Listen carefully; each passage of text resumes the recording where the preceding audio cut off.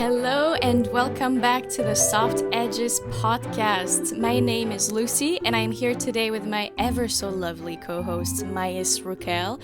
And as per usual, we are so very happy to have you with us today. So thank you so much for joining us. In this episode, we're going to continue our journey into the wonderful book Pleasure Activism, The Politics of Feeling Good by the amazing and talented Adrienne Maree Brown. Our journey will start on page 207 and will end on page 233. But before we start, I would like to ask my lovely co-host how he is doing. Hello. Hi, Lucie. I'm doing perfectly fine. Thank you. I missed you a little bit. Yeah. A tiny bit. Just enough so that I can stomach it. It's been a while since I saw you. Yeah. Other than that, I am fine, but I'm looking forward to just meet up again. Me too. And have our more casual conversations. Yeah. Although I really enjoyed these as well, and I'm looking forward for this episode specifically too. Of course. I also miss seeing you and actually hanging out in person.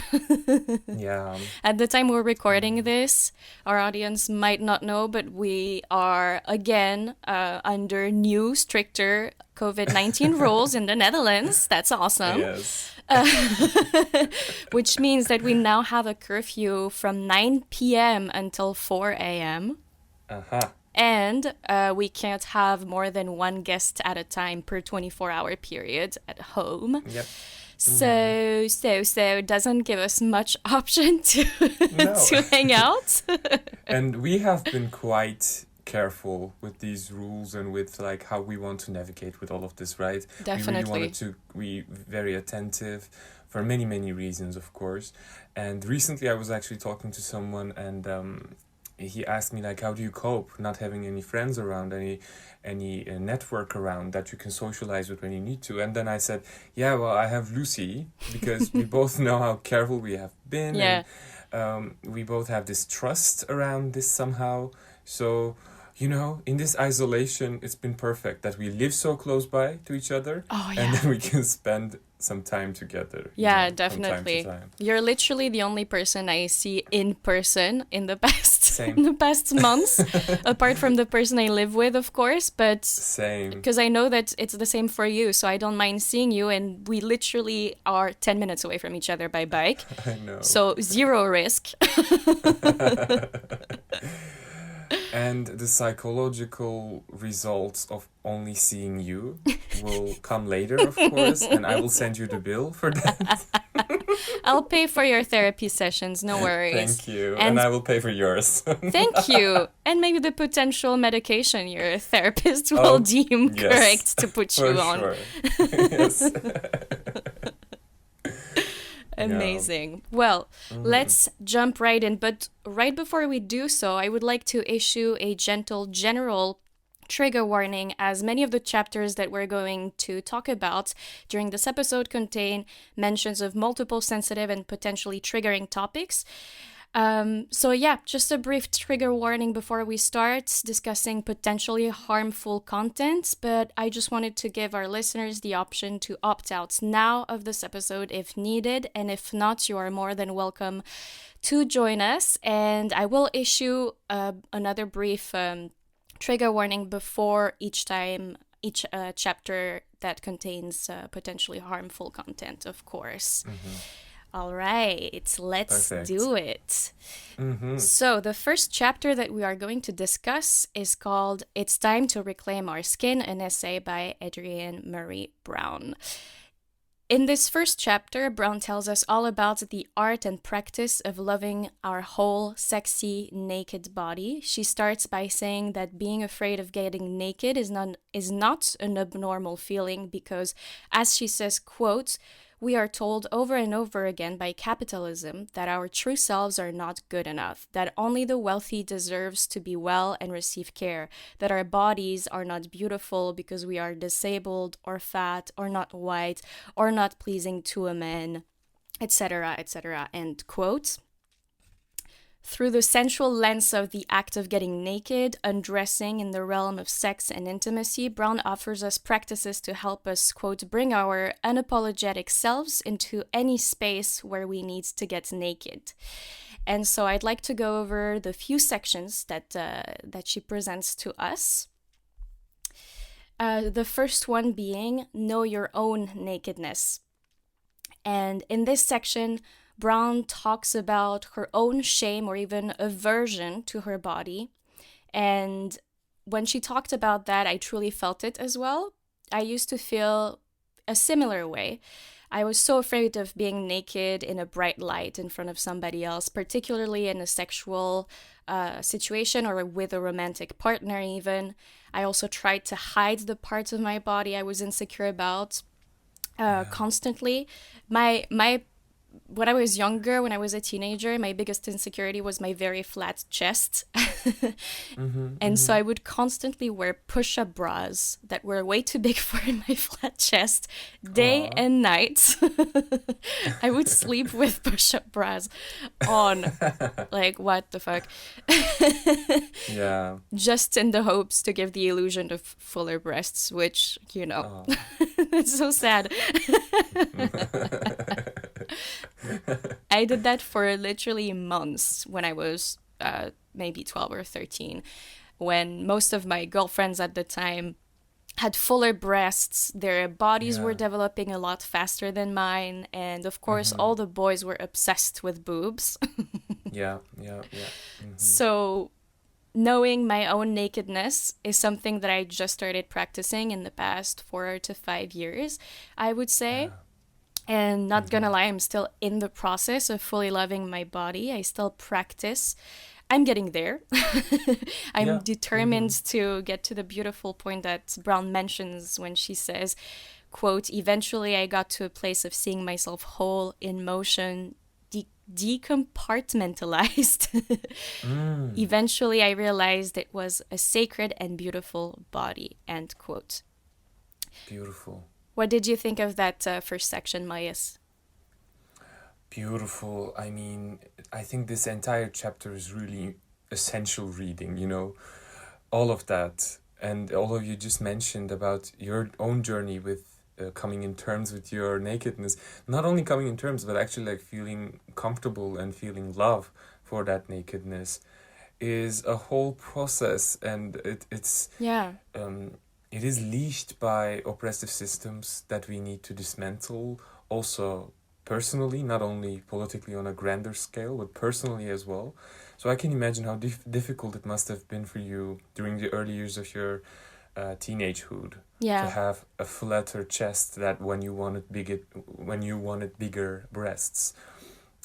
I also heard from other friends who had big breasts suddenly, and they were disturbed by the attention that brought as well, you know? There's so many forms of unwanted attention or unwanted evaluations towards our bodies that are so harmful in so many ways that we have to find a way to deal with and then heal from all of that, unfortunately. That's such a terrible reality.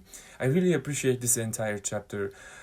It's as you mentioned in the trigger warning, I think you did, it's based on the hashtag #MeToo era and that movement and such, and that movement evolved and transformed into bigger and richer conversations. It branched out into very important discussions, and in this chapter, Adrienne Maree Brown really taps into crucial points of how we can, in very personal and intimate ways, deal with the stuff that came to surface after that, you know? And the information we need to move forward as well. Her voice is always such a guiding force. And I really love that in It's Time to Reclaim Our Skin, she posed this question that I found really important. She said, can we remember what it is to be alive with each other beyond suffering and survival?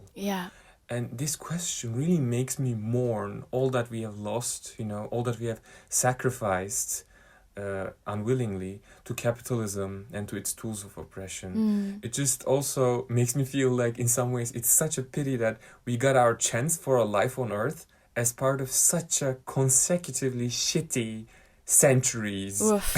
Like, Oof. why did it could have been worse, but still, Oh, for why sure. did it have to be now also, in the midst of all this racism and transphobia and all the other bullshit? But yeah, on the other hand, it is exciting to envision the kind of future that we can build together, so that gives a sense of purpose and Yeah. love, I guess. Definitely. Yeah. I mean, Yeah, as you said, it is a fucked up world. I think it's always been, unfortunately. It's not yeah, just now, sadly enough. yeah, yeah. But we are in my mind, I feel like we are all working for on a better future together and a more Mm-hmm. welcoming and caring world. Hopefully. Yeah, hopefully. It feels like sometimes two steps forward, one step back, right? Yeah. But at least we are going forward, for sure. Yeah, definitely. And I hope it Mm-hmm. can reach the whole world throughout because of course we kind of all live in different bubbles, right? We're not fully aware Yeah. of what's going on in different parts of the world and we can't know for sure what the different mentalities are depending on where you are, how you were raised, the situation of your country, of your family, of your personal emotions and Mm-hmm. I hope it just spreads out all around so we can all Yeah. we can all feel better about ourselves and start loving who we are Yeah. from our outside appearance and our outside how do you say cocoon almost Yes. to the whatever is inside of us.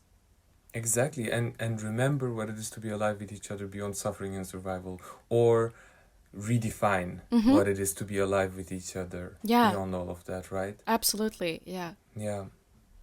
Yeah, I also really loved the tool Adrienne Marie Brown offered us about loving our nakedness, of like looking into the mirror and saying that you like a specific part of your body, and doing this every day without repeating any part, so that you will eventually have to make peace with the parts that you struggle with the most, Yeah. or that you will at least be in a mindful relationship to it, I think. Yeah. And it's wonderful how this practice can lead to more dignity, as Brown mentions, more love and confidence for our naked Mm-hmm. bodies. Mm-hmm. So it sounds like Absolutely. a very valuable tool that she's offering there as well. I think it's an incredible exercise, and I would Yeah. recommend everybody to try it, especially if you have body image issues and such. I think it could really help. It sounds like I'm sure it can sound like something really stupid to do, but actually you don't know the effects that this exercise, if repeated regularly, can have on your mind and the way that you see and love yourself. Very true. The second section that I wanted to go over was the one titled Be Sure You Want to Be Naked. Mm-hmm. And Brown says nakedness is vulnerability. Vulnerability is something we offer where it is earned. As it is held well, we can offer more. End quote. And I just found that statement so true and so important to highlight because nakedness, vulnerability are your own to share. They are not deserved offerings. They are not, it's not something that just happens out of nowhere without respect, without being earned, as she says. They really, really Mm-hmm. need to be earned. And protecting yourself is so important when it comes to your nakedness and your vulnerability. If being naked doesn't feel right, then you don't have to do it. You don't need to jeopardize your well being, your safety, your emotions. It's good to listen to your instinct and act on that, for example. Reflect on why it didn't feel safe in that moment, why being naked wasn't appealing to you at that Yeah. time. Mm-hmm. Yeah, absolutely. I love the point about vulnerability being something that we offer when it is earned and held well. I love how the question of like, has this moment earned my nakedness? But even when it's less literal, has this moment earned my vulnerability, actually? And I am personally quite at peace with vulnerability. I cherish it so much and I try to show it and practice it whenever I feel safe to do so. I do it so often. Mm-hmm. I don't care. I actually feel very powerful when I practice the most vulnerability in intercommunication. But I feel safe to do so most of the time, so that's why I do it. And I really feel like this vulnerability allows us so much honesty And that honesty we reach after vulnerability can be so transformative in interpersonal communication as well. So when we feel ready to share this nakedness, or that we feel that space and that person can hold our vulnerability and nakedness in a good way, there's actually so much power in bestowing that space or that person with that gift, our vulnerable truth, our vulnerable naked bodies. Yeah, you're right. You're absolutely right. In this section, Brown also says, quote, if you find yourself naked with someone who doesn't look at you with the love, care, and worship with which you see yourself, reclaim your skin. There are always more lovers in the sea or the app, end quote. Yes, bitch. I thought that was also such a thoughtful thing to share, and a reminder of it's really up to us, right? There's no rules to it. It's your body. And as she says, there absolutely. are always more lovers in the sea or in the app. Yeah, that's very true. Yeah, it doesn't have to be this person. If this person sucks and doesn't show you the respect, love, and care that you actually fucking deserve, then bye. They don't deserve to see your naked body. I'm not gonna try to fucking decolonize and dismantle your personal bullshit, right? I'm already too busy battling everyday versions of it. At least in my intimate relationship, I should be treated with with a care that is outside of those oppressive systems. Yep. With a care that matches with what we deserve as like divine fucking human beings walking on earth uniquely. Yeah, this basic understanding has to be there for sure. Yep. Yeah. I also really appreciated that in this part she included the nuance of discussing the value of partial dressedness, you know? Because sometimes I find it quite sexy as well. Not only when it's like a specific costume or a kinky outfit, but also something as mundane as like a basic undershirt can be really sexy. Oh, yeah. And I really like that she discussed that here a little bit. A tiny bit, like in a paragraph or something. Yeah. Apart from a partial dressedness being a reason for safety or comfort, it can also be something sexy. Definitely. So there's also a value in that as well. Yeah, for sure. And I completely agree. I think I sometimes find people even sexier when they have a little of clothing on, like some sheer fabric, maybe some booty shorts. Exactly. A peeking nipple through a shirt. I mean, that's really nice. Love that so much. In another section, Brown talks about get consent. That's actually the title of this section. And she reminds us that, quote, while it's amazing that this needs to be said, don't get naked in front of others without consent, end quote.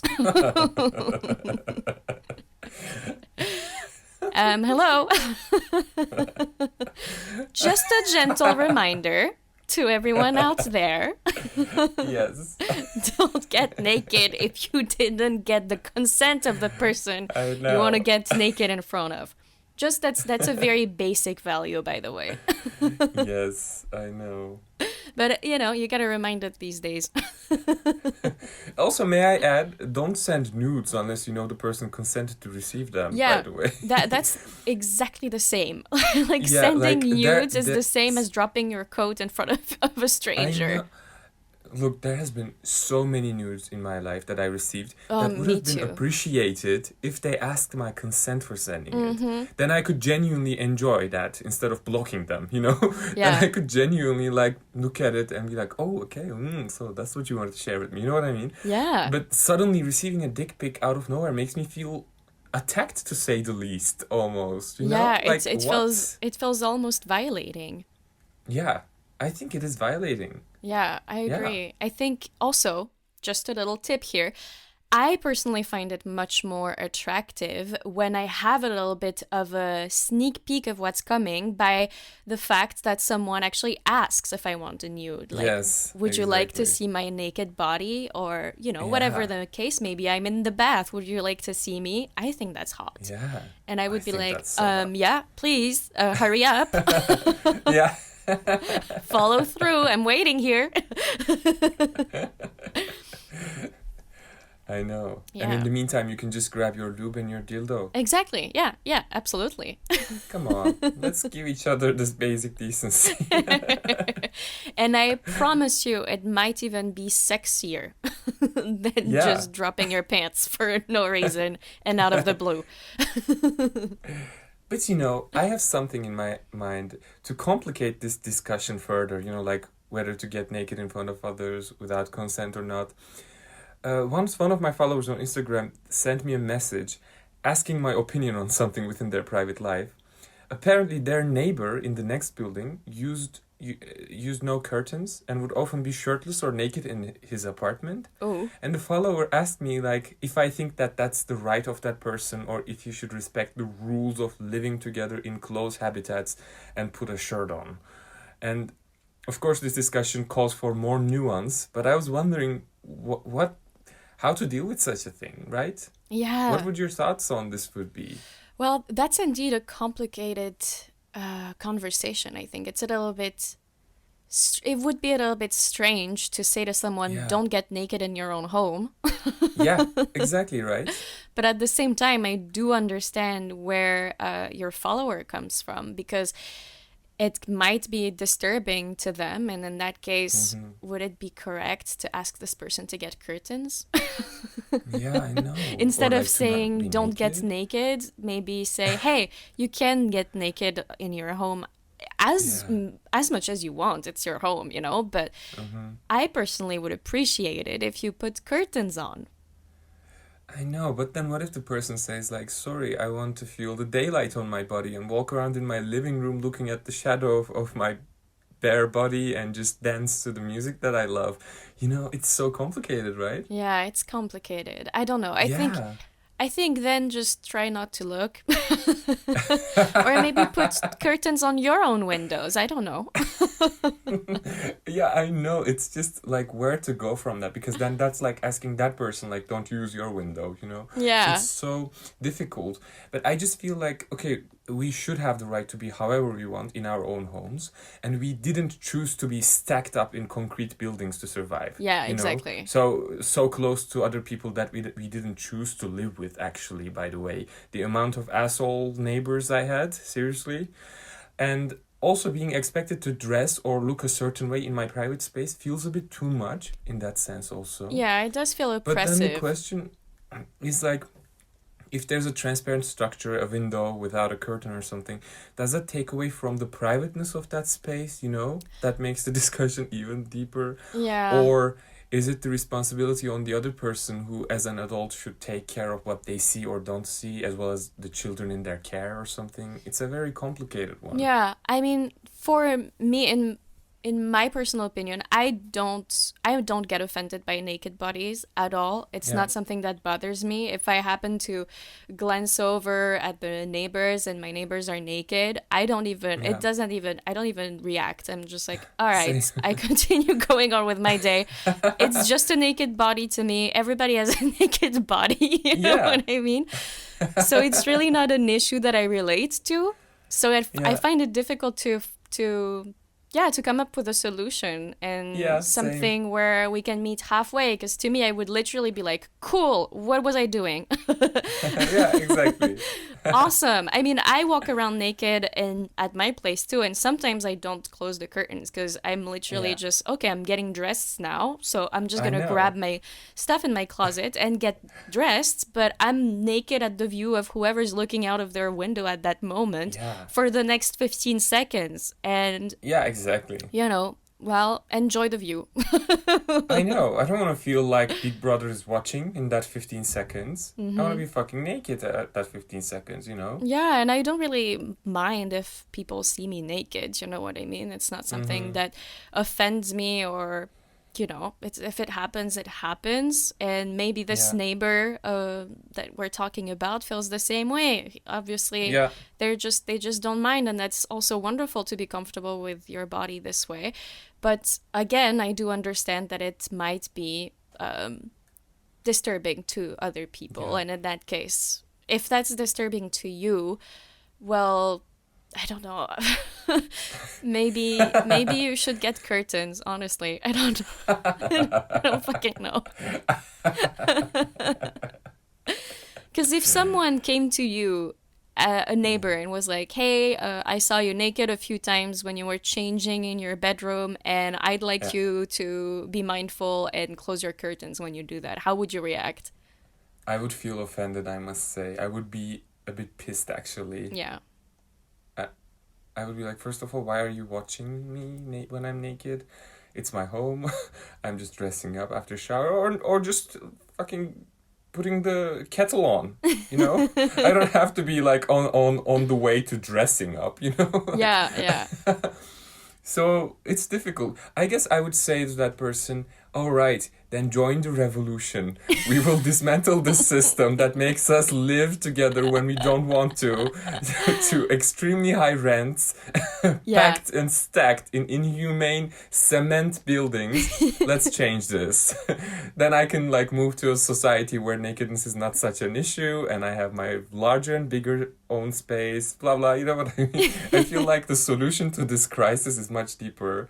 So I guess at that moment I could just say like, join the revolution or fuck off. Good answer. I think that's a really good answer. Yeah. I wholeheartedly agree. I will make posters with my naked ass and like turning back and like, join the revolution or fuck off. Yes, that's merch actually. That's literal merch. Yes, our second merch is up, guys. Swipe up. No, but that's a really interesting conversation Yeah. you brought forward, I think, because indeed it also relates with, well, this neighbor or your follower didn't give their consent to seeing their neighbor naked, right? Yeah. In that sense. Also true. But at the same time, it's not like their neighbor was purposely trying to make them see them naked. I know. They're just living their life naked in their home, and that's so wonderful. Maybe they just have to wear clothes at work every day, and then they just get naked as soon as they get home because that's the most comfortable they feel. And in that case, all the power to you, sis. Yes.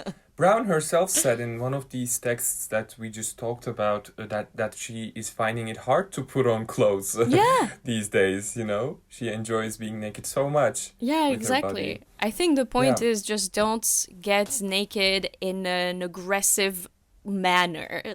Like,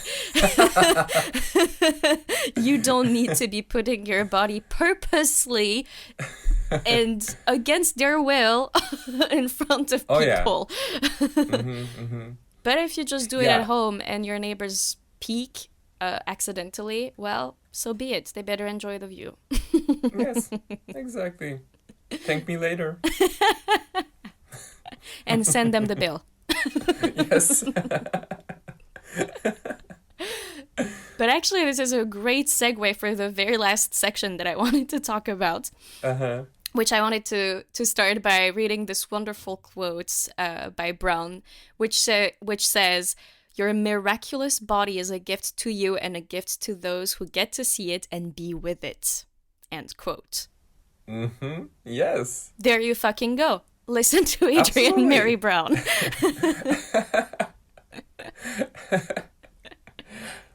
Seriously.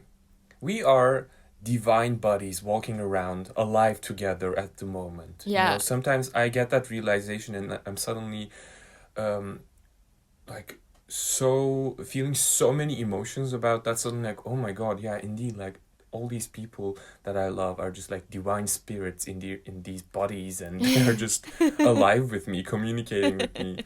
Or like when I recently watched the documentary 13th, and in one scene Angela Davis enters to the courtroom that she was judged in when she was younger. And she has an entrance to that room with her gorgeous black turtleneck and shawl, carrying a large ass book, beautiful skirt, with her big afro. She just enters the room, looks around, and walks to her seat. And just those couple of seconds made me go like, this is a divine human being. This is so a modern day divinity. I know, a deity, a goddess, whatever. And then when we are special creatures like that, suddenly discussions around such, yeah, I don't know, trivial stuff feels strange. Yeah, I completely When we understand. dwell in the awareness of how great we are, Yeah, I think we you don't know. acknowledge that enough. So true. And we are carrying a lot of common traumas, systemic traumas, but also personal ones. Yeah. And we are still trying to be kind, still trying to survive with kindness and love, persevering through centuries of oppression in so many ways. We're such beautiful human beings. We really are. There's a lot Mm-hmm. of magic within us, whether it is in the power that we have when it comes to sharing each other's pain, but also each other's joy and supporting each other, working together towards a better future, bringing new ideas forward, brainstorming together and actually coming up with a new structure, or even when it simply comes to just being naked together. The way that our bodies can intertwine and create such a powerful energy by just being naked is also, I think, very, very magnificent. Totally. Wonderful. Yeah. Yeah. Beautiful. So we're going to move along to the next chapter. This chapter is titled I Want You, But I'm Triggered by Adrienne Maree Brown again. So before we move into it a little bit deeper, I'd like to issue a gentle trigger warning to our listeners because there will be mentions of trauma and triggers. So I will invite whoever needs to keep yourself safe and comfortable by skipping ahead a few minutes or simply opting out of the episode altogether. So, in the following essay, Brown talks about her own experience of feeling triggered, particularly during a sensual and/or sexual exchange with a partner. And when using the word trigger, Brown means, as she says herself, quote, a visceral reaction of sensations and emotions in the body that we can't control, an experience that brings past trauma to the present, end quote. And based on her personal experience of feeling triggered, which can be very traumatic for some at certain moments, she shares with us a few tips of, quote, what to do if you find yourself triggered or suspect your partner is triggered in a consensual sexual experience, end quote. And in order to properly lay out the general content of her wonderful tips, I'd like to read through segments of each of them rapidly. The first tip that she presents to us is titled Stop. In that section, she says, quote, pause what you are doing. If you know from past experiences that you have some triggers, it can help to name this up front and let your person know what they can do if you get triggered, end quote. The second tip is take your time to recover. Brown says, quote, let your breath return to normal however long that takes. If you can't speak, closing your eyes can help you to establish a boundary around your attention and keep it on your own well-being and breath, end quote. The third tip is decide what to share. Adrienne Maree Brown says, you are not obligated to disclose your past trauma. Actually, sharing the details of it in or right after the moment of trigger may not be appropriate for the connection or moment or your healing, end quote. In this section, Brown also shares a few sentences, options to say in that specific moment if that's possible for you, / for the person who is being triggered and with you in your presence. And these sentences include, quote, I want to share more about my history of trauma with you, but not right now. Are you open to hearing about what's coming up for me right now? I'm feeling like myself again. I don't want to talk about it. I would like to keep making out if you're down, end quote. And the fourth tip that Brown presents to us is called let your body follow your words and desires. She says, quote, if you want to leave or want your lover to go, make those moves. If you want to continue the encounter and your lover is still game, start slow. Move within the boundaries you need. But it's really important to know that you deserve pleasure, end quote. So I know that was quite a lot to go over. I did try to take only brief sections of the tips so we could talk about them in a little bit more in depth afterwards. But I was wondering, before we dive deeper, how did you engage with this chapter, Mayis? I loved it. Adrienne Marie Brown is masterful in summarizing a large topic, a large situation even that occur in many people's lives in many different ways. And she is able to gather all of them into a formulated, well-formulated text that can be a map, a guide to many of us who go through these things. And she's really good at describing, for example, like when she starts actually the text with saying, we don't see it coming. And I think that's a great way to summarize how triggers work. Mm-hmm. How something suddenly pulls us back to the moment of trauma and makes us experience it again as if no time has passed, as if we're not in a safer situation. Yeah. And it's precious information she gives about navigating all of that, and how when someone is triggered or when you have triggered someone, how isolating both of these feelings can suddenly be, and what we can do with all of that as well. Mm-hmm. But overall, I really must say that I really enjoy this emergence of this era of trigger / content warnings. I think it's a beautiful act of care, and it keeps people safe and feeling well when engaging or communicating with each other. I love it. It's I such agree. a beautiful intention to say, like, hey, trigger warning or content warning. See, I will talk about certain things that can make you feel a bit disturbed, you know. I love that. Yeah. And when I read certain text that is clearly from a pre-trigger warning era, I feel shocked by how casually people used to throw around descriptions or words that can actually be extremely triggering. Absolutely. People have been like just throwing them around like it's nothing. Yeah. And reading those texts, and I'm like, oh my goodness, stop this. Yep. You know, without any little warning. Like that was a weird time, and I'm so happy that it is changing now. Yeah. It's really nice. Definitely. I think there was a time where we didn't really realize how harmful certain sentences, certain topics, certain content could be for other people. Maybe because we were also more focused on sharing the content as widely as we could. Very true.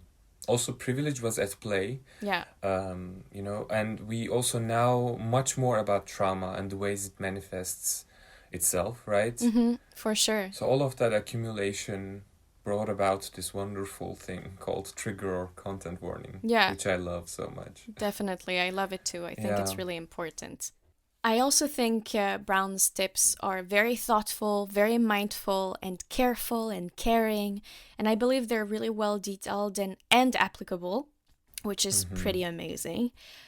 I mean, most probably it will take lots of practice to apply the tips that she presents to us. And also to figure out which tips would fit certain situations, certain feelings, certain maybe even traumas that would be coming up in the moment. And I also wanted to add that although this particular essay focuses on being triggered while in a sexual experience, a sexual exchange, triggers can come from anywhere. And actually, while reading this chapter, I came to the realization that some of my own personal triggers lay completely outside of the sexual experience and the sexual exchange. I noticed that in the past, my anxiety attacks, they would often peak, and I would find sometimes that my body and reactions were completely uncontrollable, especially when I went to large parties, pre-corona, of course, in crowded spaces with lots of strangers or people I didn't really know. And there was a point where I would get serious panic attacks every time I would go out with friends or go to a gathering of some sort. I would end up finding an excuse to leave early. I would gather enough strength to fake a big smile while saying goodbye. And then I would walk out, take a few steps, find a quiet doorway outside or a small street far enough from the crowd or whatever. And I would just start shaking and crying and hyperventilating. and close my eyes as tight as I could. I wouldn't understand at the time why I was reacting like this, why my body was betraying me when I was supposed to be having fun and drink with my friends, to dance and all of that. It was quite intense, and only now do I realize that these environments, these specific situations, triggered past traumas in me. And only now do I see it so clearly, and I can relate it to a specific trauma in certain situation and various triggers actually. And of course, I don't mean to turn the beginning of this episode into a therapy session, but Why not? why not? We're here anyway. But I guess my point is, triggers don't only happen in the bedroom or with a partner. They can and they do, of course, but it's also good to define, find, also acknowledge where your potential triggers can lay outside of sexual encounters or gestures, touches, breaths, etc. They can be more or less hidden, like some of mine, for example, which I just talked about. And I know it can be really difficult to be aware of what your triggers are, what they actually trigger. It takes work, and this work can be triggering as well, unfortunately. So I would invite anyone to proceed with caution and to always protect yourself or the person in your life who has triggers and traumas first. Wow, thank you so much for sharing this, Lucie. Such a vulnerable experience that you go through, and I didn't know we are friends for many years. We've been through so many parties. That's another proof that how important it can be to ask each other, like, is there anything I might do that could trigger you, or any situation that we might be in together that might trigger you, to ask each other these questions to know better, so that, for example, perhaps I could help you better, and in the future, of course, I will. Thank you so much for sharing that. It also sheds a very illuminating light to the fact that indeed triggers can be from more obvious reasons or content, but also from very vague situations. Definitely. Like the way you described a party situation, that you can't really put your finger on what exactly triggered you to that emotional state, but it is there. Yeah. There is a trigger within that. And that's really a valuable addition to this discussion, because we know that, of course, descriptions of murder, rape, sexual assault, we know that they can be triggering. That's very clear, but there are also very much more vague ones. That's why I wanted to bring this up, because basically it can seem like a very random reaction to have in a specific moment. As I shared, it was mostly crowded parties, and parties are pretty normal, right? Pretty normal events to attend. Most of the time. You just, I mean, not right now again, but in the past, you would go to a bar with your friends, or you would go to a birthday party, or you would just have drinks after work with your colleagues. In my case, I just thought it was like the alcohol, or it was just that I was tired, or that I was just uptight and that something was wrong with me. But then, while going through therapy and unveiling a lot of things, I came to the realization that these reactions were much deeper than I thought, and they're actually related to a lot of my triggers and a lot of my past traumas as well. So I just thought it might help someone out there who's listening, who might be going through a similar situation or has gone through similar experiences. And yeah, if they heard my story, they could relate to it and maybe even discover some of their triggers. Yeah, absolutely. I remember when I was in high school, there was someone who would get triggered by mentions of bubblegum, or even the imitation of chewing one. Oh. And people would find that amusing. People were just like really playing with that. And the poor person was literally just very triggered by it, and people were just laughing about that. People you know are how so high school mean. People can be, seriously. So mean. And like, who knows what this person has been through that involves somehow chewing or bubblegum, that makes that person so distressed, even with the mention of one, you know. And whenever I would see them, I would literally check myself immediately, like, am I chewing a bubblegum, or is there bubblegum somewhere around, you know?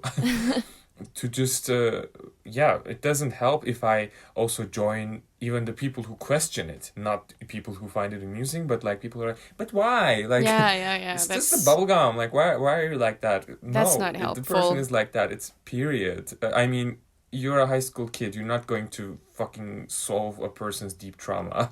You're Yeah. not a psychologist or a psychoanalyst. Like, stop it. Just be respectful to each other, give each other space, Leave it and alone. Leave it alone. yeah, Respect it. absolutely. Respect it. Protect the person if you Exactly. can. It doesn't take much to not chew gum around this person or not even mention Yeah. it. You know what I mean? Oh, It come on. doesn't take much away from your life, Exactly. just saying, Barbara. Oh my god, people are so annoying. I know. Hey, sometimes you would leave a party very drunk and you would tell me like, Mace, I think I need to go. I feel like something is telling me to leave. Like you would you would have these revelations and such. I Was do. this a cover up for almost like getting triggered outside? Because you can't get rid of me that easily, bitch. You can. I won't fall for it next time.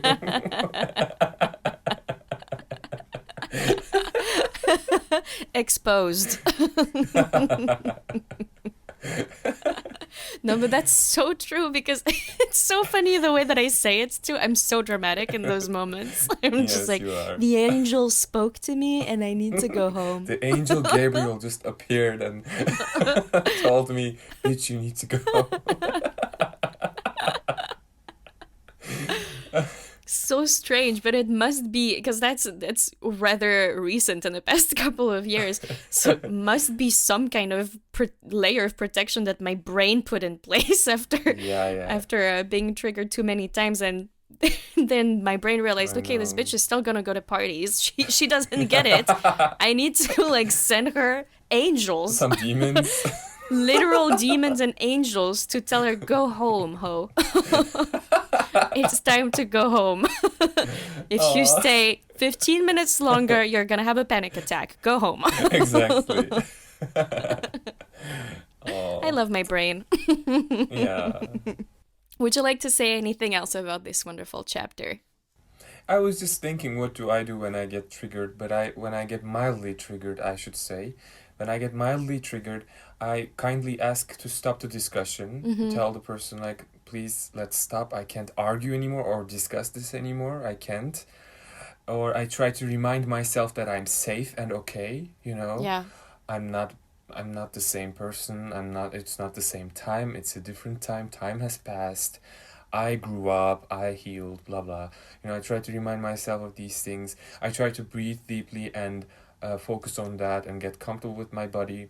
And sometimes I ask to be left alone Mm-hmm. because Mm-hmm. sometimes that's really what you need. Even though you know the person, you love the person, and you know they want to help, but sometimes there's nothing they can do, and it's just extra labor for you to accommodate their attempts to help as well, right? Yeah, Like definitely. they're being kind, so you want to be kind, but you don't have that energy to do that labor at that moment, that social and kind labor. So I just want to say, like, please, like, leave me Yeah. alone. Yeah. That's how I kind of navigate with like mildly triggering situations. I think these are really good tips as well, honestly. Mm-hmm. I think it can be very useful to a lot of people because it doesn't necessarily have to be a big reaction or a moment of overwhelm, but it can be very simply saying, let's stop this conversation right now. I don't want to talk about it. I don't feel good about this conversation anymore. Exactly. And it's really easy to say like, oh, of course, okay, you know, Yeah. and not to react like, but I wanna talk about it. No. Don't push it, Barbara. Exactly. Do you have any tips for dealing with triggering situations? Yeah, I honestly don't. Mm-hmm. Because Mm-hmm. unfortunately, I don't deal with my own triggers very well, as the examples that I talked about have shown. Yeah, yeah. But no, I don't really have any tips at the moment. I'm hoping to get more as my therapy journey progresses, of course. Mm-hmm. But usually, I mean, recently I've been better at I don't want to say filtering myself, but more so filtering my brain and certain impulses, because Mm-hmm. I do also tend to self trigger myself sometimes. Yeah. Mm. When it comes to news articles where I see, that's a very recent example actually. I saw an article talking about a French singer who is being sued by a lot of women for sexual assault. And Okay. I saw the title, but instead of walking away from it, closing the link and moving on to something else and catching my breath and Yeah. just letting my heartbeat slow down, I went and read almost three-quarters of the article, and it just triggered me even more. It stayed on my mind for so long, and I was really not in a good state. So I think for me, if I could give any advice, it would be this actually. Mm-hmm. Try to put yourself in situations where you can pull back from self triggering, Mm-hmm. if that's something that you still do even when you don't want to. Because Yeah. I know firsthand how difficult it can be to walk away from triggering situations. Sometimes there's this strange relationship with triggers and certain, it's a weird dynamic. So my only tip would be to exercise that and also acknowledge it, because it's Mm-hmm. difficult to acknowledge. Maybe you are not even aware that you're doing that, but Yeah. when you're in the moment, maybe take a step back. That's what I meant by filtering. Filter your thoughts and be like, okay, why am I doing this? Is this really the Mm-hmm. direction I want to go in? And am I ready for what's coming on the other side? Because I know exactly what's coming. Yeah. So, yeah, Yeah. that would be my only tip. That's a very important tip. And I also take it as a very important reminder for myself. A great reminder that you shared about like moderating the Mm-hmm. input, the triggering input you yourself decide to consume. Because sometimes when such an article appears, for example, I also find myself thinking like, hey, these people went through pain, and in my privileged position, I owe the universe or the humanity to be informed about this. And then, then I just like put myself through, just read all of it, and then I feel terrible a lot of times. I take more than I can handle at that moment. So Yeah, it's really important to remember, like, to decide how much of it you want to consume, if it's the right time or if it isn't. You know, um, I do want to learn a lot and empathize with people who are going through suffering, abuse, harm. So I want to be informed, but when it's something triggering for myself, then I need better tools to moderate how yeah, much I consume at once, or if it's the right time for it and such, because otherwise I render myself totally, yeah, unavailable to help also in any exactly. way. Yeah, and it's not about harming yourself in the process either. Yeah, Yeah, absolutely. I. Recently when I actually shared a text I wrote titled "Issues of Accountability in the Dutch Cultural Community," that also went over a lot around the NRC article about a certain um, um, Dutch visual artist who assaulted many people sexually and violently as well. And but my point is, when I wanted to write about this, of course, I went deep into it for Mm-hmm, days. mm-hmm. And actually, that really drained me also Of emotionally to course. really be dealing with such a heavy topic. And I had to keep my mind together because I needed to formulate my arguments and really just try to produce something that would help the conversation and such. So I had to be really, how to say, rational and together. Mm-hmm. But emotionally, it was affecting me a lot. And that was also one of the times that I indulged myself just way too much on something that I should have maybe taken more time to Yeah, yeah. work with. Yeah, of Because course. I lived the consecutive days having to rest a lot and a I lot. bet. I mean, yeah, Yeah, fuck, yeah. I can imagine. Yeah. So it's a great tip. Thank you so much. I think it's super useful and something I will remind myself more often. Thank for you. Sure. I'm glad if it can be useful to anyone listening. Yeah. Absolutely. It is something that I am trying to apply at the moment, and I'm not saying that I'm fully managing it, but I think it can work if you truly practice it and if you're dedicated to learning more about feeling good rather than bringing back past emotions and traumas. Yes, absolutely. Alrighty, this is a long one yet again, so grab a blanket, a cup of tea, a glass of wine, maybe even, and enjoy the rest of this episode right after this lovely musical break.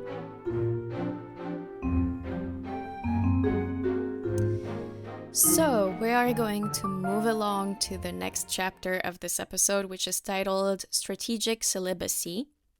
And again, before we dive in, I'd like to issue another gentle trigger warning, as there will be a brief mention of harmful sex patterns, as well as the #MeToo movement, along with elements related to it. So feel free to skip ahead if that's what you need to do, or listen with caution. So, in this chapter, Adrienne Marie Brown starts off by referencing the recent #MeToo movement, particularly the quote, back and forth about the line between bad sex and rape, end quote, and how it prompted some of us to look inward and analyze our own intimate lives through a new lens. Brown acknowledges that there is still a shit ton of work to be done, even saying, quote, people with any sort of privilege in intimate situations have to stop denying what they know. Stop pushing past no. Stop waiting for mouths to say no when bodies have already expressed it. Stop getting off on power expressed as sexual access and harm, end quote. Yeah. Following that powerful statement, she goes on to ask herself and us, her readers, quote, have I been complicit in continuing harmful patterns of sex that blur the line? How many of us are trapped in a politically regressive loop of desire? End quote. Yeah. A little bit later, Brown also expands on the, quote, submission practices in bed, end quote, that we are taught to be biological, primal, even spiritual. Related to that, Brown says, I suspect a key aspect of succeeding in the world of #MeToo and smashing the patriarchy will be examining not just true rape culture, but our culture of desire, not with shame or righteousness, but with deep curiosity. What turns us on, and what can we change if it doesn't align with what we believe in, end quote. Yeah. I thought that this was a very interesting thought, a very confronting one as well. But I believe this approach is indeed, as Brown says, necessary to achieve the work that we want to do as a collective. It's individual work that down the line can become so communal. And I am not afraid to admit, but I'm a little bit ashamed to admit that a lot of my own fantasies and sexual desires are very much rooted in patriarchy and the beliefs it's transmitted to me. Questioning them sounds scary because there are things I don't feel ready to confront and others I don't want to let go of, I guess. Yeah. But at the same time, it also sounds reasonable and really deeply interesting. Yeah, so I'm curious, what are your thoughts on Brown's approach? I find it extremely important in this text that, like, she's inviting us to examine how our culture of desire relates to the rape culture and what happens to turn us on and how does that relate to systems of oppression as well. And like your very valuable confession, I mean, I must admit that same with me. A lot of my sexual fantasies also involve power dynamics that in real life I would really be against to you know, or very patriarchal norms or very sometimes very oppressively gendered behavior that I twistedly find arousing in my world of fantasies, you know. And some of them I definitely want to work through and get rid of when they reflect to my daily political practice and how it kind of disrupts it. And if it disrupts it, I definitely would find a lot of reason then to really deal with it. But I also want to quote Adrienne Marie Brown from actually the next text, but I can really apply it here. Yeah. And she says, it goes, quote, "Even as I write this, I won't tell you all of my fantasies. Some of them are rooted so deeply in my system that I'm not sure I will ever let them go. I'm not even sure I want to. But I do want to be able to recognize what is mine and what isn't, what should stay in fantasy, and what is aligned with the world I'm generating, one in which gender is not an indication of power in or out of the bedroom." End quote. So yes, that's really how I feel about that as well. Yeah. Like there are some fantasies that I think are harmful, not right, not aligned with what I believe in, but I will keep them if they're mine. I don't even know if I want to let go of them. Of course. But I will just work harder to recognize like what is mine and what is not, and what doesn't align. Exactly. And just be mindful with all of that. Yeah, definitely. You know? It's not about just giving up all of your fantasies because, oh my God, they don't all align with my values and what I believe in and what I fight for. And I know. It's like, okay, it's fine. Yeah. Just be aware of them, acknowledge them, reflect on them, and keep them or don't keep them. It's up to you, really. I mean, seriously, as long as there's mutual consent, you can even say like, let's be the most vicious patriarchal assholes to each other and get off of that, right? Like, as long as two adults are like consenting to it. Oh yeah. Why not? Yeah, fuck yeah. Yeah. Do whatever you feel is right for you, sis. Exactly. And then related to this perspective, Brown goes on to talk about strategic celibacy, or, quote, intentionally refraining from sexual relations, end quote, as a tool to, quote, cultivate new possibilities for desire within ourselves and between us and others, end quote. And she goes on to give us steps to practice strategic celibacy. And again, I'd like to briefly go over them. Mm-hmm.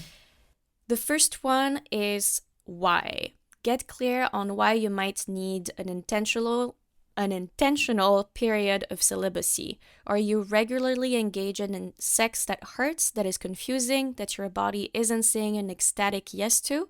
Maybe you've never even considered it and you are just curious to learn more about your desire. End quote. The second one is how long. Set a time period that should feel doable but long enough to really observe yourself. The third one is get curious and reflective. Keep a desire journal, write down what you feel, and if you notice a lack of desire, track that as well. Once you've started tuning into what you desire, check it against your values. This is a time for curiosity, not judgment. End quote. And the final one is called see yourself. Get honest with yourself. You may learn that you're right where you want to be sexually. You may find that you're engaging in practices that compromise your values. Noticing and knowing are the first steps. End quote. Beautiful. I think these are really good steps to begin with. If we wanted to engage and practice strategic celibacy, I think, because that's something that is not really talked about, is it? Periods of celibacy, intentional ones. Always in context of religion, I hear it. Yeah, exactly. Mm-hmm. Mostly in contexts of religion, when really this is something that you can do completely outside of your religious beliefs. That can be something very personal and intimate for whatever reason it might be. As Brown says, it might be pure curiosity or it might be something a little bit deeper. But I think it's important to talk about because there's also this strange culture of shaming people who don't have sex. And I find that completely appalling. Yeah, absolutely. You don't know why someone is not having sex. Yeah. You don't need to shame them for it. I know. Yes, having sex is wonderful, but it's not the coolest thing on earth. Wow, you're having sex. Good for you, bro. Like, okay, calm down. Calm down, Brian. Literally the most common thing humanity does. Yeah, exactly. Yeah. So I really like that she brought that forward, definitely. I truly appreciate it. And I actually wanted to know your thoughts on strategic celibacy. How did you reflect on that chapter and the steps that Brown shared with us? Yeah. Well, I have never really practiced strategic celibacy before. Usually, when I didn't have sex for a long time, it wasn't often a choice per se.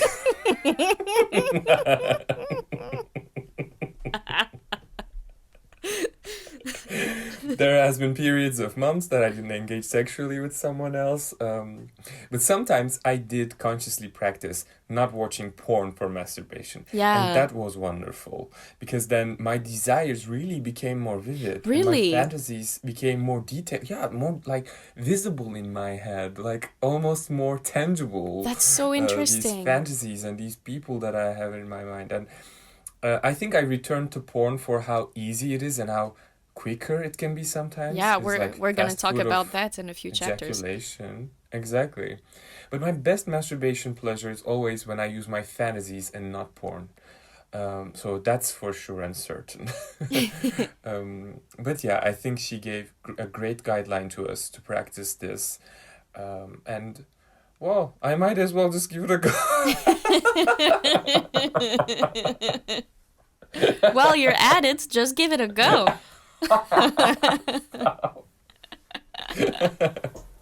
Hey, why not? What about you? How do you reflect to this?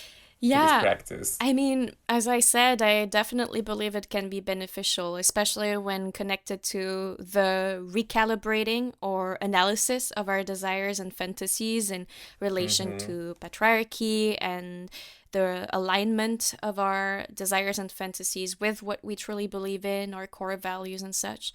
I can imagine it might be more difficult for some people more than others, but I think it would be good for folks for whom it would be trickier to start small and then grow and expand the duration of the celibacy, for example.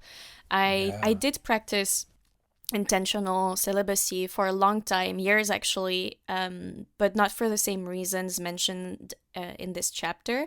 It was years ago, about 8 years ago or so. And in my personal experience, I can honestly say that I got exactly what I needed from this experience, although it wasn't necessarily what I wanted when I started.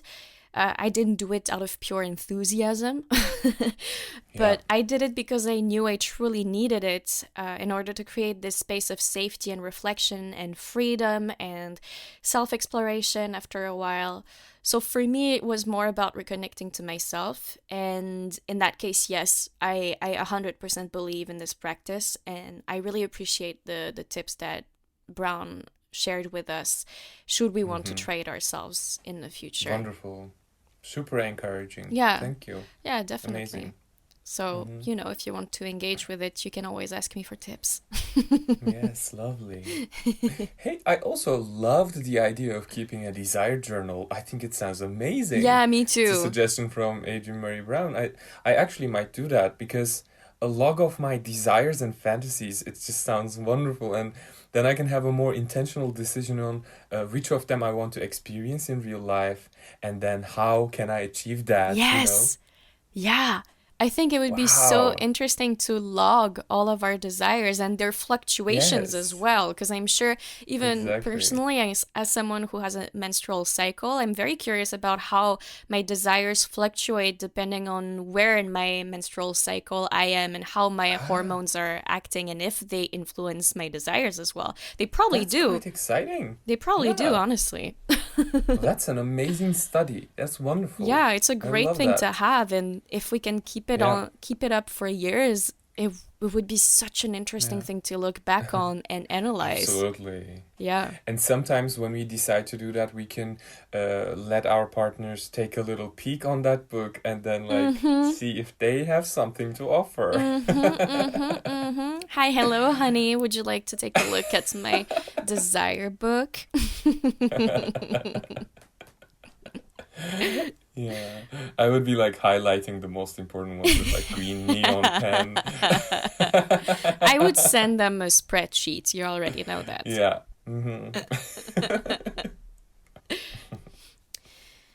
Let's move along to the next chapter of this episode titled Liberating Your Fantasies. Before we start discussing, again, I'd like to issue a trigger warning for the last two chapters that we're going to study, as there will be mentions of rape culture, although we have mentioned it before, as well as related topics such as the expression and non-expression of consent. So if opting out of this last part of the episode is what feels safer for you, please feel free to do so. It's been a pleasure having you with us until now, and we hope to see you next week. And otherwise, please feel free to continue and listen with caution. So in this essay, Adrienne Marie Brown presents the idea of liberating our fantasies from a rather different perspective than what we might be used to when talking about fantasies.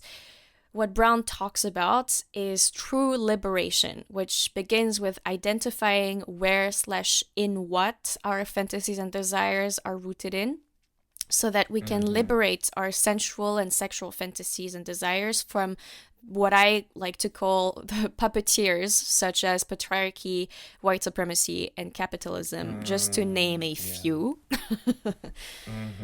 And before we dive in, I wanted to read the footnotes that Brown included at the very start of this essay. And just so our listeners know, this essay first appeared as Liberating Your Desire, It's Time to Shift Your Fantasies in February 2018. In this footnote, Brown says, quote, "There were a few people who felt that this piece was about policing the realm of fantasy and that it was not feminist. I include this piece here because it feels important to examine what we are training our bodies to find pleasurable and to be as intentional as possible about it. That feels very feminist to me, and I hope to stay in complex conversations around it." End quote. I just thought it was important to include this footnote as it might help folks understand the topic a little bit better, as well as position themselves accordingly to their own path and beliefs. And I also found it useful to me as a way to hear Brown's voice and the tone that she intended it in. Which isn't a shameful tone, but rather a curiosity enticing with a thought-provoking guidance, I would say, from what I personally understood. However, it's really up to you, our listeners, to take the following essay and its conversations in whatever way feels right. So in this essay, Brown starts by defining the word fantasy. According to the Oxford Living Dictionary, it is defined as, quote, the faculty or activity of imagining things, especially things that are impossible or improbable, end quote. Brown then says, quote, fantasy then becomes a safe space to desire things that we might never do or allow in real life, end quote. She then goes on to question where our desires come from, who actually planted them, and as she tells about her own desire-forming experiences that she lived through as a growing child, who was almost exclusively fed by the media harmful, misogynistic, and aggressive ideas of what a relationship between a man and a woman should be, as well as the position that women should have in a world of men-centered desire, remembering movies such as Grease or Seven Brides for Seven Brothers. Unsurprisingly, Brown admits that witnessing such oppressive and men-centric concepts and practices at such a young age shaped her own sexual desires and deeply anchored beliefs too. These toxic practices heavily contribute to what we call rape culture. And it really resonated with me what she shared, especially the fact that certain movies planted seeds of toxic and unhealthy ideas of what relationships, love, sex should be and should look like. So I was curious if you yourself have a similar experience, or if you've noticed in the past, or maybe even now, the influence of the media or other sources on your own desires and fantasies. Well, you know, as a queer kid, actually, in my formational years, I really lacked a world that would present me with sexual possibilities and fantasies.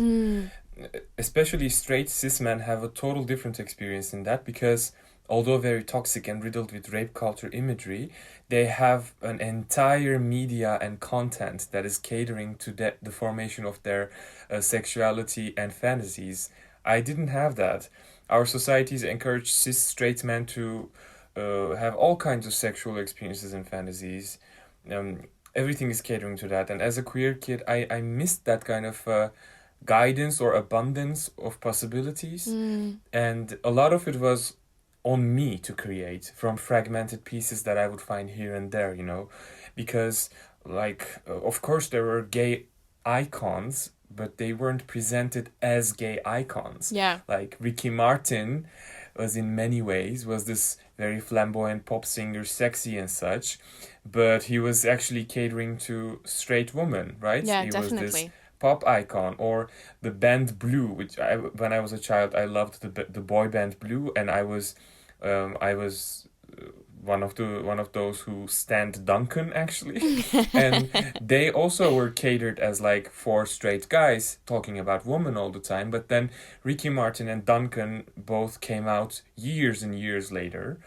But when I was a child in those formational years, it just felt like gay icons are there hinting me at something, but never explicitly, always a bit secretively, and like with almost the suggestion that what I desire is pervasive and out of the norm, abnormal, you know, strange, should be in dark corners and sketchy places and such. And I want to quote Adrienne Murray Brown to give a clearer picture of what I lacked, because she really pins it down well. She says, quote, "Somewhere along the journey, through attraction we feel for others, media images, and healthy or unhealthy interactions with those older than us, visuals and storylines groove a pathway of desire in our brains. We begin to have certain scenarios that turn us on, fantasies of what we want to do or have done to us or witness," end quote. So this is what I mean that I kind of missed. I don't assert that I completely lacked it, but mine was that specific experience of growing up as a queer person and navigating in the culture of desire that was built to cater to straight fantasies, mostly straight cis men, but also straight cis women as well. Yeah. And I definitely felt that. But then, of course, gay culture expanded tremendously, especially with the social media as well.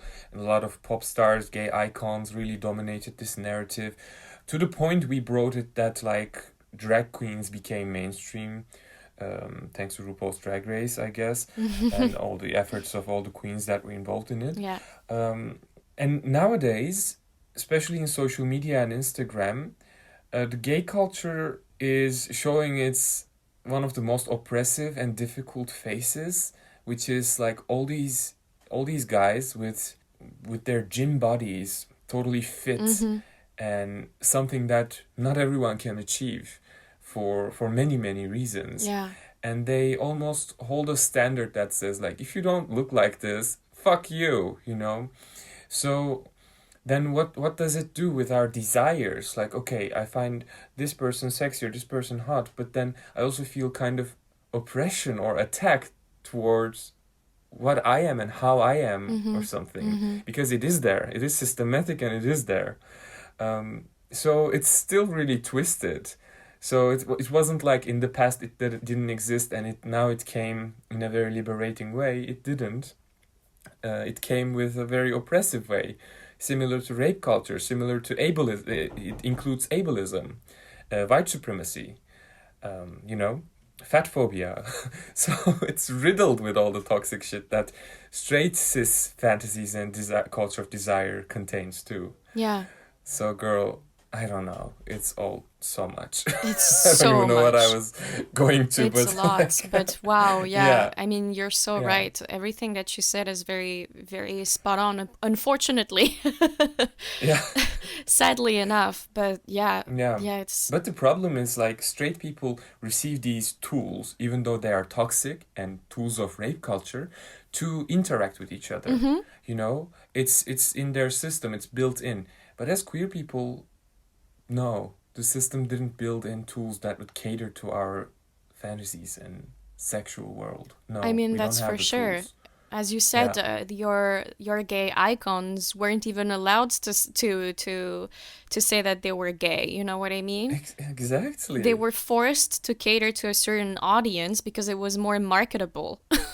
Yeah, absolutely. And look how the times changed. Now, straight pop icons are degendering fashion. Straight cis men pop icons are degendering fashion now. So it is wonderful, but yeah. Where were you, bitch, when I needed you the most? Yeah, exactly. And I think also I know. I do think it's wonderful that nowadays straight cis male icons are more and more exploring their fashion in a less gendered way, I would say. Yeah. I think it's wonderful, but I think they get an attention and a platform and a light that is much more kind and accepting than voices of trans people or gender non-binary people who have been doing this for so many years already, for so many decades. And that I find really disturbing. Why do we praise the straight cis males who are dressing in more quote unquote feminine ways now, and bashing trans and gender non-binary people who have been doing the same? I just don't understand. Very true. It's a very valuable comparison because this comparison that you just brought on table also points at how cis men, white cis men especially, supremacy includes a bigger command of attention. They have this power of commanding a bigger level of attention. I think part of it is because then people turn to them and say like, oh, so you have this privilege, but you want to relinquish part of it. Yep. You want to look less like the gendered men that you could actually uphold. So why? Like, that's interesting. That's shocking, You want to relinquish the privilege. All right, like this, which is also in itself so disturbing in a way that it's performed as well, right? Yeah, definitely. Yeah, there's something annoying with that as well, I must say. Yeah, I agree. I do find a lot of value in that. Also, by the way, in Turkey we had our Zeki Müren, or America, the United States had its Liberace, and people have been degendering fashion. So in nowadays, like all the millennial pop icons, cis men, straight pop icons saying like, yeah, I have nail polish, so what? Feels a bit like, calm down, Harry Styles.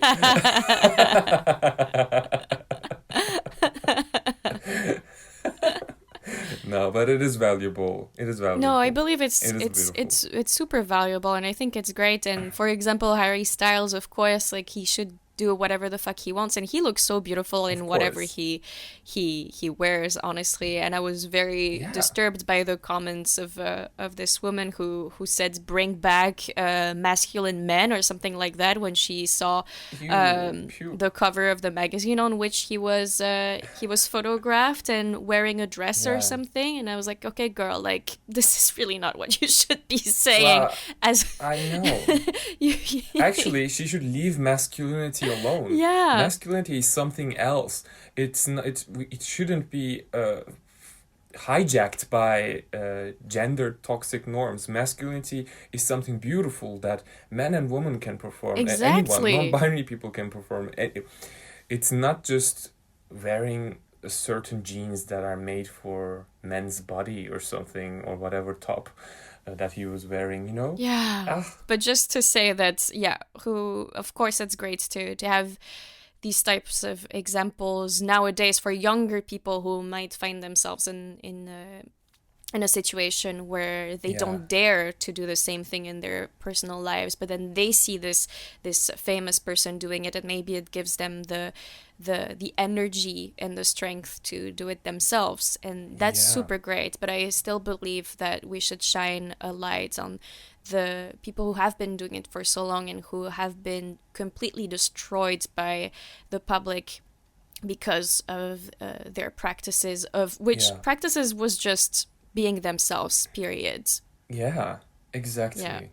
Yeah, there's also a power play in all of that as well, because when a cis straight man does a practice of degendering fashion, he doesn't really experience the danger of not passing, But when a trans person doesn't pass in that certain circumstance or that certain situation or that space, there's real danger for that person.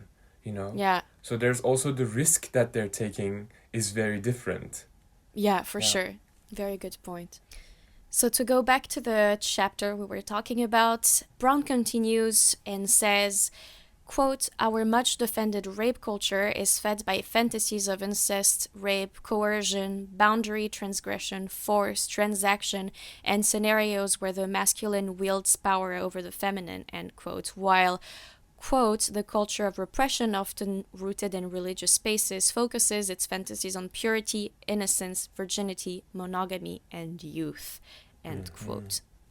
Very sad, but very true, I have to say, and it's very confronting, of course, but something that I think everybody should be aware of before engaging in whatever fantasies they might be into. And later on, Brown adds, quote, "Men learn to be dominant, initiating penetrators. They learn that it's their nature to ravish women, and women learn to be coy, dishonest receptacles.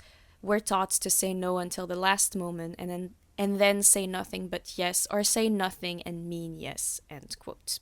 All of what she said truly went straight to my heart and straight to my mind, because it's difficult, right, to acknowledge that, to acknowledge what our fantasies might be rooted in, which is this culture of very toxic culture that created everything that I'm against. It's a bit fucked up, right? I don't know. I just felt, wow, okay. This is a lot to take in. Yeah, totally. I feel like one crucial statement from Adrienne Murray Brown in this text is also exactly to that point. She says, quote, "The realm of imagination is also where culture begins. We imagine things that in turn shape our real life desires and practices. Where did capitalism, white supremacy, and patriarchy come from? Some imagining of scarcity and power that isn't true," end quote. And all of our imagination, fantasy, and such are creating the reality in turn that we end up experiencing. Yeah.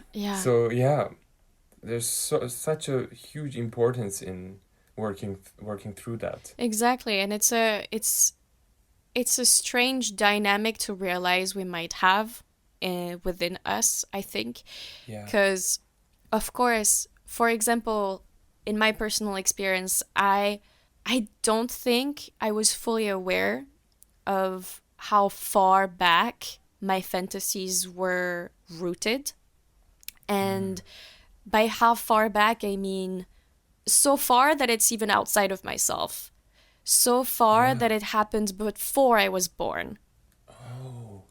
It's a fucked up realization, because you almost have no choice but have, if not all, but part of your fantasies completely be created by capitalism, patriarchy, white supremacy, and all of these oppressors and powerful structures that we are trying to get rid of. Yeah. Absolutely. Yeah. Yeah, it's just strange to me to think about, but I really appreciate the way that Brown approaches it, because there is no accusatory tone in her text, in my personal opinion, but it's still, I don't want to say harsh, but firm enough for us to be confronted with it and not run away from such statements. Because that's just something that we can't really deny, can we? Exactly. And she also just kind of invites us to acknowledge the power of our imagination and fantasies and its power of creating worlds. Adrienne Murray Brown also deems science fiction a way of practicing the future together. So it extends to that level as well in the discourse that she is sharing a lot. And our imagination is so powerful. Our collective imagination literally creates our entire life experience. And that means we are also responsible for certain practices of imagination and fantasies as well. Yeah, of course. Yeah. Yeah, absolutely. Yeah. And ultimately, I think that what Adrienne Marie Brown is inviting us to do is not necessarily to eradicate and fully let go of all of our desires, as we've mentioned before. But I think it's also important to reiterate the fact that your desires and your fantasies are fully your own, and yours to own as well, Yeah. to analyze as well, or not, to keep to yourself or to share, to value in your mind or to seek in your reality, as long as these fantasies and desires do not involve causing sadistic harm or grave pain in a non-consensual way, of course. I'm not here to judge. We're not here to judge. Yep. As we said before, we ourselves have fantasies deeply rooted in our fucked up oppressors. I know. And you as an individual, our listeners, should not judge yourself either for whatever fantasies or desires your heart and mind craves. Absolutely. Yeah, I just wanted to add that to ensure that people wouldn't feel bad about themselves while listening or reading this chapter. Well, they aren't ready. The next one is titled Pornography and Accountability. Exactly. Here we fucking go. Who's ready? Not me. Not me. I'm not ready. Oh my god. So, as you might have caught on, the next chapter is titled Pornography and Accountability, again by Adrienne Marie Brown. And I'd like to first read the first paragraph of this chapter. So, quote, in 2016, among the top pornography searches for men were stepmom, stepsister, mom, teen, and stepmom and son. Men also liked videos in the categories of Japanese, ebony, and Asian in that order. Women were searching for stepdad and daughter, as well as gangbang and extreme gangbang. They wanted to see big black dick or just black sex in general, and sometimes Japanese. And everyone wanted to see lesbians. These aren't the only things people were searching for, but they were the top searches for millions of people the world over, according to Pornhub, the top porn site in the world. End quote. So that just gives you a little sneak peek of what we're going to get into. Because quite obviously, a lot of these searches can sound a little fucked up. Yeah. But at the same time, is that really surprising that when I read all of those top searches, I was like, yeah, it's awkward and it's a little bit uncomfortable to read, but I'm also not surprised at all. I am not shocked. No. I think there is much quote unquote worse searches out there. Oh, so much worse. Sure. I mean, come on. I mean, where is my search of Avatar Aang and Zuko? Wow. She's opening up. Yeah, I know. Adrienne Marie Brown asks, what are we programming ourselves to desire when we watch porn? Yeah, exactly. And basically, in this chapter, she guides us through a path to liberation through our sexual desires and interests. And so this time, tackling pornography, but also what can be unhealthy, toxic, and harmful in pornography, particularly its contents. And Brown points out how most of porn is created for the male gaze, as well as how easily accessible porn is, especially nowadays where porn platforms displaying free content such as Pornhub are massively well known. I think it's one of the most researched and clicked on, visited, website. I don't know why I say it clicked on. I literally sounded like a grandmother. Anyway. But porn, along with our deepest, wildest fantasies, are indeed just one click away, literally. Maybe 3 clicks. max 3 clicks. Yeah. And as Brown points out, contrary to what pornography used to be, which was most often still images or a bit later very brief, almost GIF-like films, nowadays porn is made so incredibly simple for its consumers, not only because of how close it is to us, literally physically and via the internet, but the content itself contains everything we need to activate the part of our brain that arouses us and activates our genitalia as well in a matter of seconds. Like seconds. You don't even need, you can put like the simplest keywords and you can have an entire selection of pages and pages of potential videos that will all satisfy your craving. Yeah. And as Brown says herself, quote, your imagination isn't really needed, end quote. No. But you know what is so scary? Their mastery over our desires. Because sometimes when I want to watch a porn, and then an ad comes first, right? Mm-hmm. And that ad terrifies me because it's usually like 3 seconds of scenes from different porns. And I'm like, they picked those 3 seconds with so much care and information. Oh my God. That I'm like, it's almost better, it's almost more effective than the porn itself. You know, like, that's so scary to me, how much they know about our desires and how intensely they can provoke it when they want to, with an ad. Like, sometimes I'm like, oh my goodness. And that easy reach we have to all of that content makes it more challenging to take more responsibility for the porn we consume, right? Yeah. And yeah. And it doesn't really help our imagination either, I don't think, the practice of it. Because as we've said in past episodes, imagination is kind of like a muscle, right? You kind of need to practice it. And I think maybe even more so when it comes to sexual fantasies and sexual imagination. Yeah. And what porn does is it might have the effect of numbing that part of our imagination related to our sexual desires. For sure. It's kind of course, I don't think porn is an evil platform. You know, it's not an evil content. It's not something to be ashamed of if you consume porn. Not at all. Sorry, just remembered something I did. Nothing. I just sent you a video once and you were like me watching feminist porn.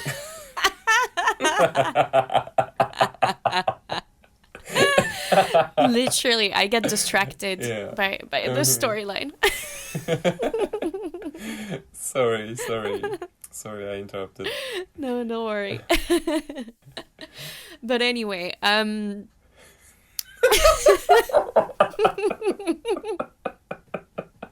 sorry, just imagining you like that is just so funny. This is exactly what I look like when I watch feminist porn. Just like mouth half opened. Yes. The gaze of someone who is thinking so hard. Who's just theorizing and who's writing an essay in her mind. Oh my God. And your hands are just like on the sides. Yes. It's like I'm watching a freaking French movie from the 90s. Stop it. Oh my God. Yeah. Anyway. So, actually, this is a great segue. How do you, my dear Mayis, engage with pornography, and what are your thoughts on it, and what are your thoughts on Brown's perspective on it as well? I mean, there are porn genres that I think that I enjoy, the search bars, that I'm not necessarily proud of at all. I think we all have that. No judgment.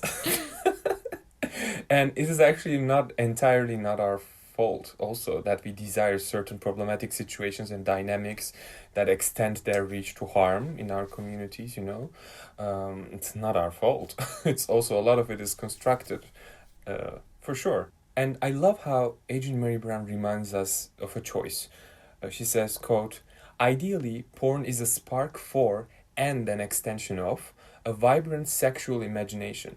And just like with fantasy, we may choose to continue watching stuff beyond our politics, stuff we never planned to practice, but this should be an intentional, informed sexual choice. End quote. Hells yes. Yeah, this is exactly how I feel as well. Me too. Abso-fucking-lutely. Yeah. That's how I engage with porn as well. So if I desire something that I would never practice in real life, I would still watch it, but then I would never violate someone in a way that porn might suggest. Yeah, definitely. I don't know. I just don't see anything necessarily wrong with the fact, the action of Same. watching porn. And doing it intentionally and mindfully, like, okay, I choose to watch this. Yeah. This includes this kind of a power dynamic or this kind of a questionable situation where you don't really know about the dynamic or such. But then you're like, okay, I'm aware and I think these actors are hot, so I will go for that. But then in real life, you are aware of similar situations as well, and you know where you stand too. Exactly. Yeah. Would you like to share anything else about porn and accountability? No, we can move on to the next chapter if you're also ready. All right, let's do it then. So, the last chapter we are going to talk about is titled Use Your Voice. Again, by the wonderful and beautiful Adrienne Maree Brown. Yes. And in this one, she shares with us 5 true stories that she collected from folks she spoke with, as well as from her own experience, her own history. And these stories are all woven with a common thread, if you will, which Brown calls, quote, the unveiling of new realms of sexual confusion and trauma, end quote, following the unveiling that happened with the #MeToo movement, particularly. And each story is very personal and recounts different moments in which one person's expression of consent was challenged, some resulting in various tones of discomfort and feelings of powerlessness, while roots of empowerment and self-affirmation grew from others. For example, the last sentences of the first story are, quote, afterward she thought about all the things she wanted to say, wished she had said. They were all variations of no, end quote. While the last sentences of the 5th story are, quote, afterward she became a lover who speaks. She realized that using her voice as a guidance, invitation, and boundary actually allows her to be present, to exercise control over her body and her pleasure, and sometimes to build the kind of trust that lets her relinquish control, which is a big deal for her and for most sexual harm survivors. End quote. Yeah. I found this chapter absolutely beautiful and breathtaking as well. Very intense too, very raw, very vulnerable, very honest. I admire the people who shared their stories with Brown and also accepted to share them with us. I think it's extremely strong. Use Your Voice. It's such a good title for this chapter because it is something that we are not necessarily taught to do, which I think is why it can be so difficult for us, especially for people who have been oppressed for most or all of their lives, to do. And I'm curious to hear about how you reflected on this particular chapter and these stories and how they touched you, or maybe even how they helped you or prompted you rather to reflect on your own expression of consent. I think Adrienne Maree Brown did such an amazing job with tapping into this really nuanced ground in these discussions of abuse and harm. A ground that doesn't say you should have protected yourself or you should have said no, but the ground that says there might be situations that your no can save you, and here are some recommendations on how you can develop that. That nuance is really important, I feel. That non-judgmental, that non-blaming nuance that says, like, of course there are situations when you are totally not in control. Of course, especially if you're a survivor of abuse, it can be very difficult to connect with what you really want or do not want. And there can be endless reasons of why you couldn't protect yourself at that moment. That's absolutely valid for you that you couldn't do it, of course. But also, the way she brings it is in as such that says there can be moments that your no and actually your I want can be really powerful tools. No and I want. Yeah. And she's so amazing in giving us tools on like practicing that and developing the use of these phrases and practicing agency and using our voice to name the things we do or do not want. Absolutely. And I really hope it takes a lot of healing and practice. And I really hope that we can all reach to that level of agency at one point. You, I, and all our listeners, to really be in control of our no's and I wants and I don't wants, you know. And that I hope that these tools can save us from further harm. Yeah. That's all I hope for. Yeah. And something I truly appreciated is how Adrienne Marie Brown, after sharing those deeply emotional stories, highlights the importance of the silences, actually, the silence, and how she chooses to honor them too. She says, quote, "I have to honor all the silence in these examples, honor my own silence. Our silence is survival strategy. Our silence has protected us against potential violence, an unfortunately common response of patriarchy and/or other kinds of power when met with rejection. Silence played some role in helping us survive to get to this moment, but silence will not get us to a place of power over our bodies. It will not get us the pleasure we want," end quote. I think that's also important to first acknowledge the fact that silence can be and has always been a defense mechanism. Yeah. It's not being a coward. It's not losing your senses. It's not being unable to speak. It's a defense mechanism. It's an attempt to protect yourself and to escape. It's an attempt to avoid further harm. Yes. And I just thought it was an extremely important reminder and statement to share with our audience for those of you who might not be reading along with us, because that can also be helpful as a survivor to deal with our traumas, because that might be something we don't realize, that there are silences that happened weren't us giving up. It wasn't that. And I love Adrienne Marie Brown for acknowledging that and for following up with, although silence was useful to us and can still be useful to us in moments of harm, silence does not guarantee us power over our bodies and does not get her the true pleasure that we desire, and that it's important to, from that silence, practice our voice. And I'm going to just read through the 3 basic things that Brown suggests we learn to say in these moments that you've already mentioned. Things that we can say when we need to reclaim our power over our bodies and the pleasure that we want, and therefore going from silent to loud. These things include, as you've said, saying no. Brown says, quote, "It can be an incredibly uncomfortable, complete sentence, but be all that needs to be said.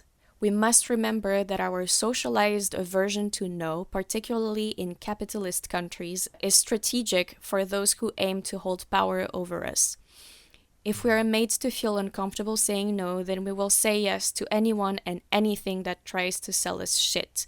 We must remember that we are learning to say no as we recover from patriarchy, capitalism, racism," end quote. Yeah.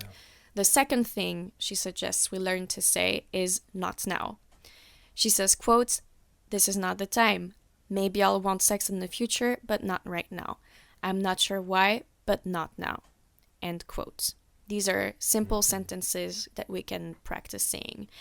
And the last thing is "I want," insert desire here. And Adrienne Marie Brown gives us small examples such as, quote, "I want it slower, faster, softer, harder. I know what I want. My body is responding to you. End quote.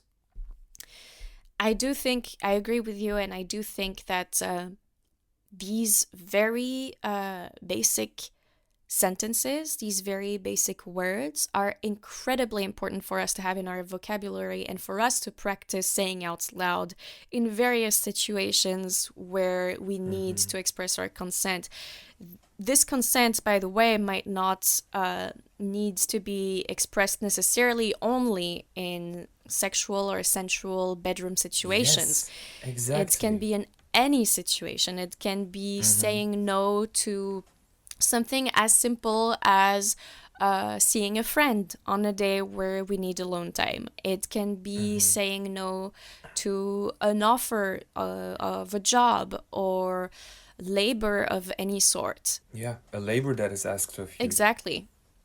It can really come from any situation that requires your consent.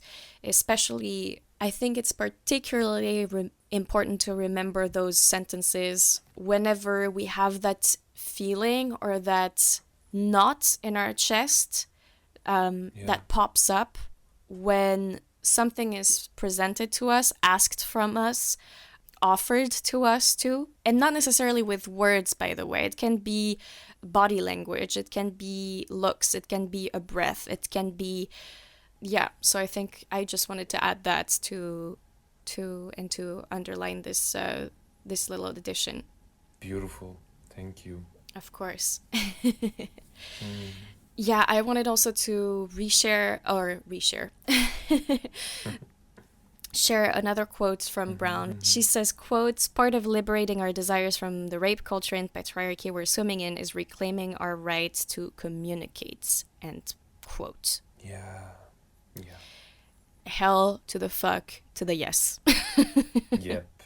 That is the cherry on top. It really is. It really is. The pleasure of saying no. The pleasure of saying, I want this. Or not now. Or I don't want this. Girl, the pleasure of that. Like, when I now remember in my head that incidents that I won't share here, but like those moments that I said no to things. Or said, I actually want this to things. And I can recall how vividly pleasurable those moments are of saying no, of like claiming my no.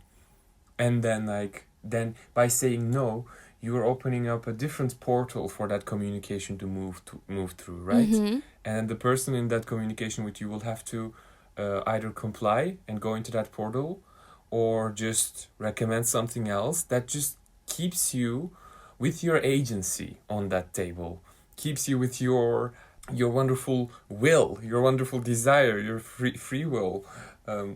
I just love that. I can't wait to say no to things. Yes. Please offer me things, people, and let me say a good, satisfying no to them. An ecstatic no. An orgasmic no. An orgasmic no. Yes, I love that. An orgasmic no. No. Oh, I love it. I love saying yeah, no. but you're so right. It's such a good reminder to say that saying no to things that don't feel right to you is pleasurable. It's perfect. It feels amazing. Say no to stuff. It's wonderful. Yes. Listen to your gut. Listen to your instincts. Listen to your mind. Yes. Listen to your heart. If even the smallest part of your brain is saying, girl, no, just say an orgasmic no. You know, actually, this capitalistic, exploitative, oppressive system, by default, is constantly asking too much of us. So that's actually a default state. So actually our response to everything by default should be a first no. We should first go with like, no. But okay. We should first go with like that no. That disrupts that claim, that assumption that they have access to that part of you. Because that claim, that sensation of that access is everywhere, and first we have to set a bar to that, like no, and then now you can move on with the pace that works with me. I love that. Damn motherfucking right. I'm so enthusiastic about no. I know. don't know why, but I just love love it. I love the way, I love your enthusiasm, I have to say. It's Yeah, amazing to I love witness. it too. We Yeah, talk so much about the orgasmic yes that Adrienne Maria Brown is teaching us so wonderfully, but I think it's yes, also important to mention and to relate the orgasmic no. yes. Oh, beautiful, beautiful. Amazing. Would you like to share anything else about this last chapter? No, thank you. It was wonderful. All right. Well, it means that Mm-hmm. once again we have reached our destination. And once again, Okay, it's been an immense pleasure. same for me as well. Yes, I had so much fun and it was a lot to cover and it was really intense too. I think Yeah, we got through some really deeply emotional topics and conversations, but I really enjoyed it, yeah. and more than anything, I hope our listeners find and take whatever they need from it.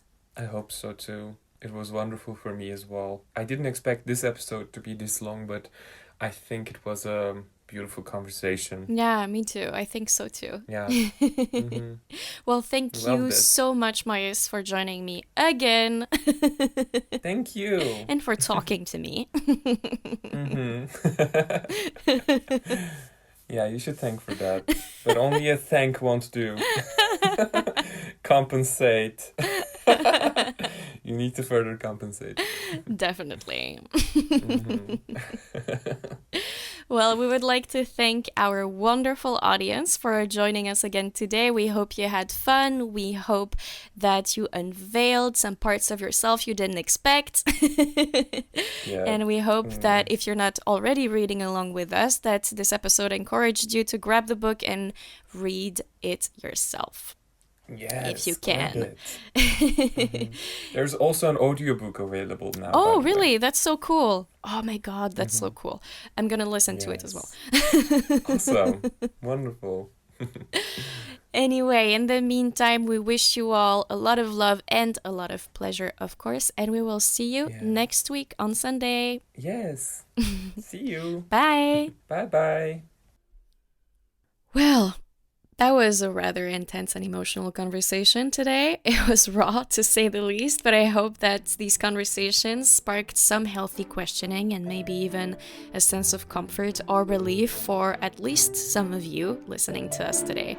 As usual, we'd love to hear from you, your thoughts, your questions, your insight on what we talked about. So please feel free to do so through our Instagram at Soft Edges Podcast and slide into our DMs or comment under this episode's pictures. Last but not least, our beautiful music is by the wonderful Patrick Walinga, and our awesome graphic design is by the ever so lovely Yuri Sato. Thank you again for joining us today, and I will see you next Sunday.